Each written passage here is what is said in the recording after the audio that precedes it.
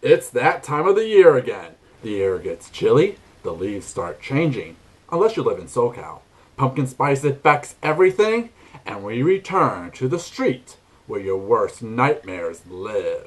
Greetings, ladies and gentlemen. My name is David Popovich, aka the Bookworm, and welcome to Bookworms Street Retrospective Part 2. You know it can't be October till I drive myself crazy with another R.L. Stine retrospective. For those who don't know, I covered the first 31 books of R.L. Stine's Fear Street, and if you want to know the general basics of the entire series, check out my introduction video.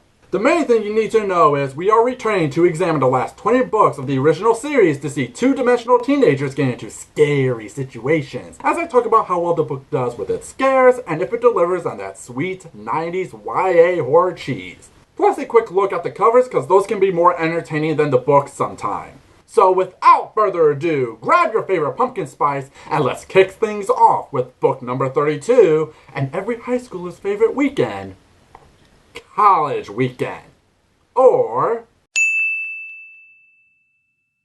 normal, average, just like you teenage girl Tina is excited to be visiting Patterson College to see her boyfriend Josh. "I can't wait to be there," Tina exclaimed. "My first college weekend, living in a dorm, hanging out with college kids. And you, of course." The two were inseparable during high school, and being away for 3 months has made each other excited to be together again, hoping that this weekend will be the best weekend of my life.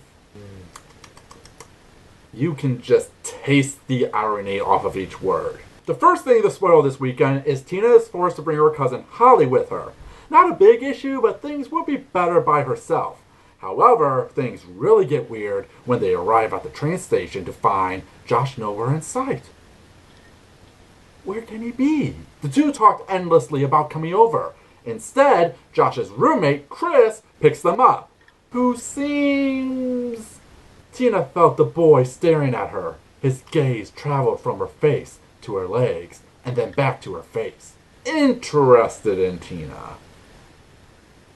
I'm sure things are going to be fine.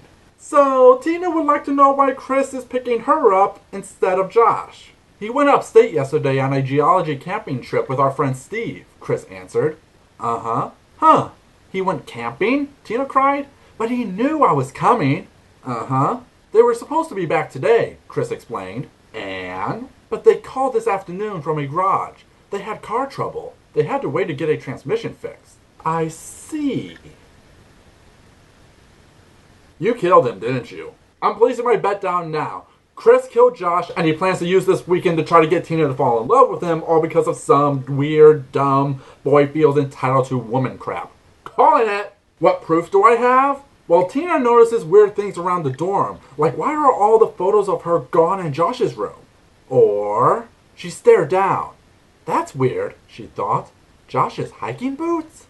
If he's on a hike looking for rocks," she wondered, "why did he leave them behind?" Plus, for a few seconds, they stared at each other. Then Chris bent down and kissed her lightly on the lips. Yeah, I'm right, aren't I? Also, spoilers. The cover is okay. Just the standard innocent character doing her innocent thing with her innocent holy glow, but there's a tall, dark, ominous shape watching her, just waiting for the perfect moment to strike with his shadowy shadows.